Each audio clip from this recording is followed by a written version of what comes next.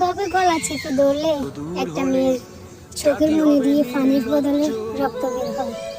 আর 18 থেকে 20 জন পুরুষ কতক্ষণ নির্যাতন করার পর একটা মেয়ের শরীরে 150 গ্রাম বীর্য পাওয়া যায়। তার থেকে ভয়ঙ্কর ব্যাপার হলো এই পুরো সময়টা ধরে একটা মেয়ে হয়ে একটা মেয়ের হাত ছেড়ে ধরেছিল, নির্যাতন করার জন্য হেল্প করেছিল।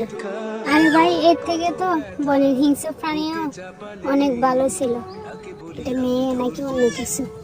আমার তো মনে হয় ওই মেয়েটা যদি পারতো ওই ছেলেদের থেকেও বেশি গণ নির্যাতন করতো। এই কথা ভেবে আমার নিজেরও চিৎকার করে কান্না করতে ইচ্ছা করে। কি ভয়ঙ্কর ব্যাপার!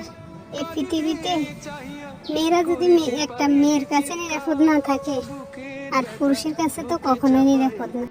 এই দুনিয়া